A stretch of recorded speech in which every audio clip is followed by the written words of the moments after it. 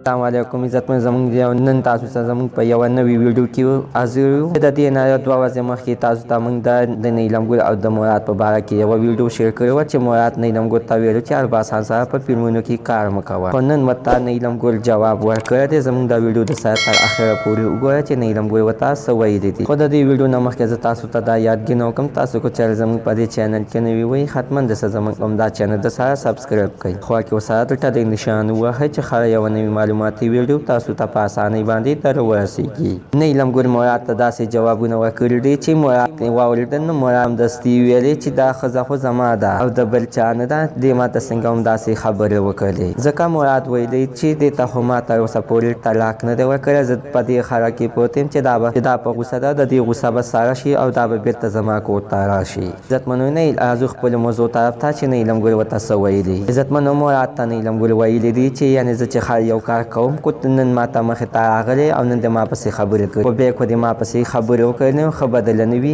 او بیا دې ته خپل ژوند نه لاسونه وینځه ځکه چې پښتانه چې یو ځل ښځه پرېږدي او د طلاق په نوم باندې کښېنوي نو بیا هغې ښځې نوم په خوله باندې نه اخلي نیلم ګل مراد ته همدا ویلي دي چې ته خو سړی نه یې یوه ښځه یې ځکه چې خپله ښځه پردو سړو ته بوځي او هلته کې پرې غلط کارونه کوي او پیسې جب کیا چې تا په خپل عزت باندې څه خیر نشته دی خپل عزت ساتلی شي د 10 روپو دپاره خپله ښځه خلکو ته د شپې دپاره بوځي او ما د نه انکار وکړو نو بیا د ما سره همدغه شانتې کار وکړو ټوله نړۍ کې دي په شرمونو باندې وشرمول او اوس چې زه ارباسان سره په فلمونو او ډرامو کې کار کوم اوس ما منې کې ما ته ویل چې په فلمونو او ډرامو کې کار مه کوه نیلم ګل ویلي نیلم ګل مراد ته هم دا خبره هم کړې خو زه تاته ویم چې فاطمې باندې په دوبۍ کې دغه غلط کارونه مه کوه نو ته به فاطمه په کور کې کښېنې دغه غلطو کارونو نه به ته یاد نه واوبورې اوس ما منې کې او تا خو زه په خپله په دغه فلمونو او ډرامو ته ایستی یم چې په واده په پیلنۍ شپه باندې ما ویلې چې زما بس د نن نه د ګانو د ډرامو او د ډانسونو هر څه نه توبه اوس مې خپل کور شو خپل کور کې به خپله زندګي کوم تا چې ما ته په جواب کې ویلې چې نه داسې توبه مو وباسه ځکه کو بیا چېرته کې ضرورت شي نو بیا به دې حتما ډرامو او ګانو او ډانسونو ته به دې وباسم او مراد ورته نیلم ګل ته دا ویلي چې ستاسو مه خرچه لګي زه به یې تاله درکړم نیلم ګل وله جواب ورکړی ورته ویلې دي چې ستا ته په کور کې کښېنه او فاطمه په کور نه بهر ته مو وباسم چې ستاسو مه خرچه لګي زه به یې تا ته درکوم